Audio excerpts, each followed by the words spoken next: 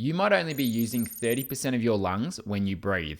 So if a few laps to the pool leaves you gasping for air, it might not be your fitness or even your technique that's the problem. In this video, I'm going to show you why this happens, how to know if you're only using this much of your lungs, and most importantly, what you can do to fix it. I visited Australian freediving record holder Jared Briffer from Drifters Freediving to find out why some swimmers struggle with their breathing. What we might start off with, we're going to start off with looking at your breathing mechanics. And so like how you're using your diaphragm and your intercostals. So yeah, as we talked about in the podcast, a lot of people don't have good coordination of their breathing muscles. And especially with swimming, we see like a lot of new swimmers, they sort of gasp when they take their breath. And what happens with that, they're not using the diaphragm. They end up using the chest and the intercostal muscles. And so generally when they take a breath like that, they're only putting air in the top third of their lungs. The main muscles for breathing are the diaphragm, which sits like a parachute muscle here, just underneath the rib cage.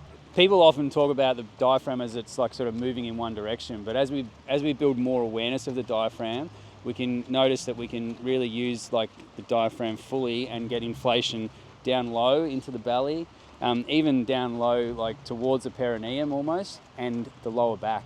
And so there's a lot more range. Once we're using our diaphragm like this, we can get a lot more range with our breath as well. So let's start off, we'll do the assessment exercise. So maybe take off your jacket. Jared then took me through an exercise to test how well you are using your diaphragm to breathe.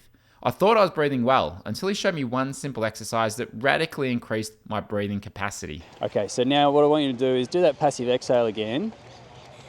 And then I want you to do a full inflation. So full inhale as much as you can.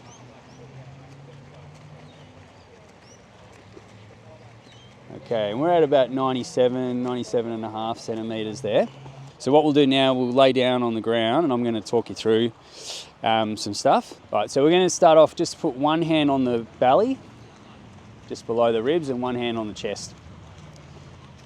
And I want you to try to isolate the breathing so that you can't really feel your chest moving much. You're just feeling the belly move, okay? And that's going to say that the diaphragm is moving, the diaphragm's contracting down, which is pushing the abdomen out.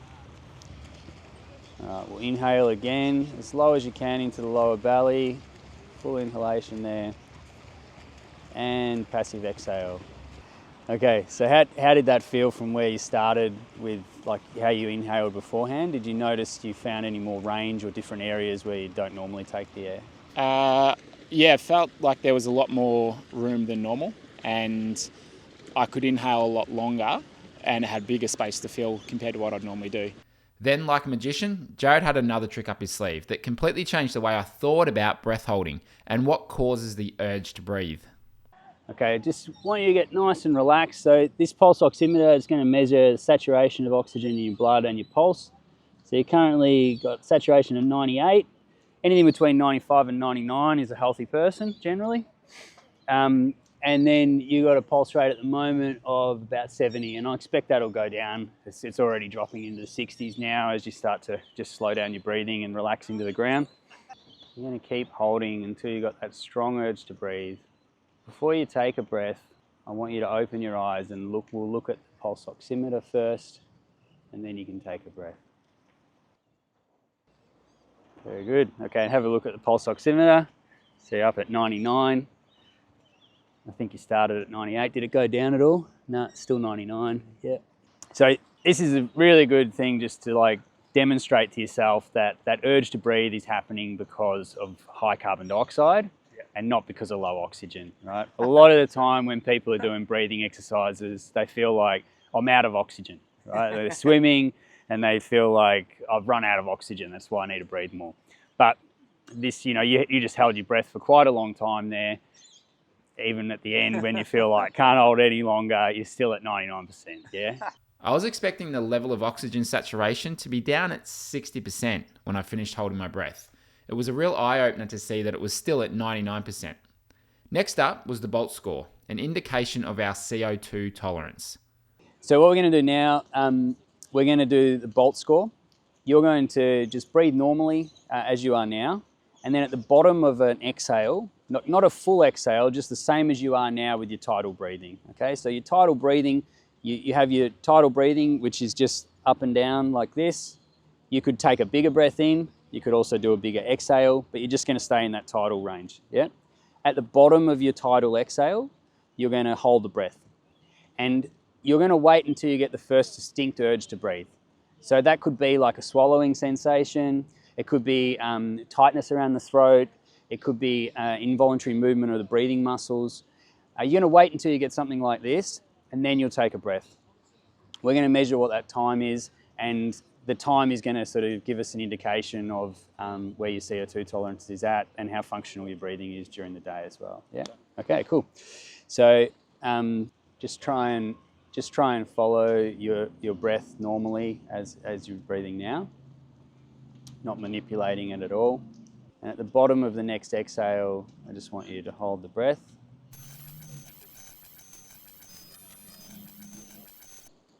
Okay, probably around sort of 35, 36 seconds, I reckon, that one. So that's quite good, yeah, like we're at quite a good range already. What we generally aim for with this, if someone's got less than 15 seconds for the Bolt score, they're generally going to get breathless pretty quickly, right? This is going to be someone like, you know, say a new swimmer who's really having trouble breathing through the nose at the end of the pool, right? Between 15 and 25, it's starting to get a bit better and people can be challenged a little bit more with the breath. And then over 25, people can do a lot more. 25 to 40, people will be able to do a lot more with it. The final exercise before we hit the pool had me feeling like I'd swum a 400 medley, but without even raising a sweat. When we start, you're going to just do a passive exhale, and then we're going to start walking. At some point, the urge to breathe is going to build up. When you really need to take a breath, we'll take a breath, and I'll count your paces as you go. Okay? Inhale, nice soft inhale, and then passive exhale, hold, and start walking.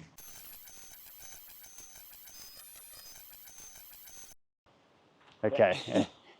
All right, having a few good breaths. What are you feeling when you get towards the end of that? Like, what were you feeling? Towards the last 5 to 10 paces, it built up pretty quickly. Where I was like, fine, and then I was like, oh, hang on, I really need to take a breath. Yeah. And and then it just sort of came really quickly. Now it was time to hit the pool and hit the weights for my lungs. So what we're going to do now, you've got the center snorkel. I've taped up the end, right? So it's sort of like half covered at the moment. We'll see how this goes to start. Yeah, I think you'll be fine with it. There's a lot more resistance now. So your breathing muscles have got something to work against. What also is going to happen though, the CO2 is going to build up a lot quicker. See, because you've got to do full breaths, full breath in, full breath out. You're going to have plenty of oxygen, but you might notice that the CO2 is pooling in the snorkel and you've got a bit of CO2, extra CO2 for the swim, okay? So let's just do 200 now. Focus on trying to use your breathing muscles to their full range, getting that full breath in and also that full breath out.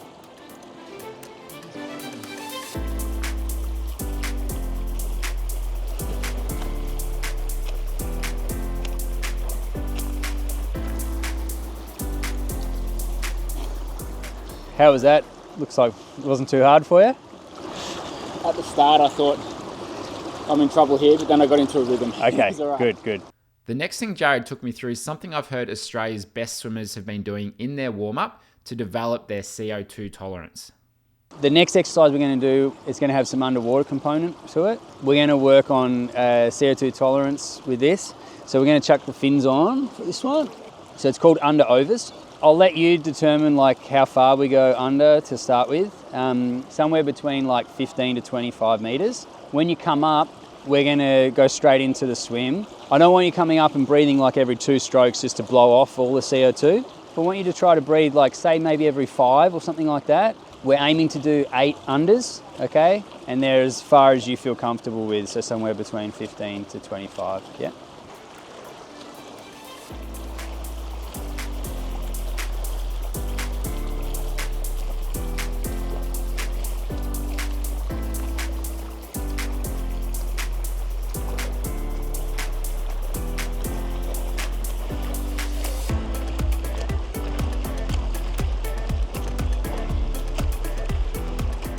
The next exercise is something I felt for hours after the session, like I'd swum 10 kilometers, not 1 kilometer. All right, and we're going to sort of take it up a little notch now. We'll take the fins off. I'll let you determine how far you go with the sprint. Okay, again, it's going to be somewhere between 15 to 25. So these ones we're going to do on the passive exhale. Okay, so same as we did with the paces. So you'll be at the end of the pool here. So rather than take a deep breath before you do the swim, you're just gonna passive exhale, push off, and start a sprint. Cruise the other 25 to 35 meters to the other end of the pool. Yeah.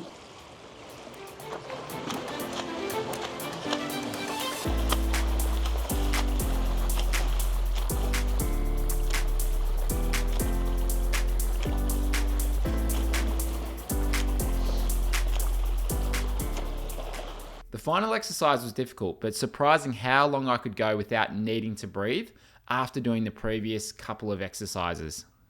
What the next one is, you're going to be doing this one on full lung, okay? So that's going to be a bit better than the last one probably. So off the wall, 20 strokes before you take your first breath, and then cruising into the other wall. We'll have probably about 45 seconds rest at each wall. So a proper sprint for those 20 strokes, and then it's just a cruise to the other end. And after every two, we're going to build up the strokes. So we'll go from 20 strokes to 25, 30, like this, yeah?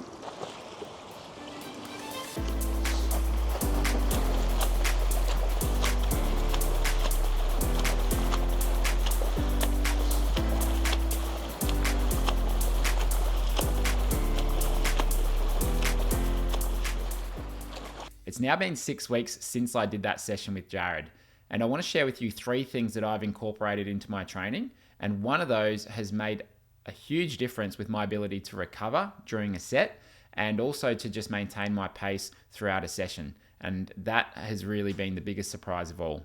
The first thing that I started changing is on my way to the pool, I'll normally do some of the bigger, longer inhales with the passive release.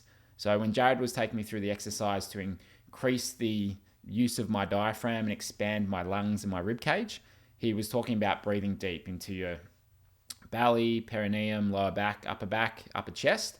So I'll go through a couple of those breaths when I'm driving to the pool, just to get those muscles working, to get my diaphragm working, and to expand my lungs.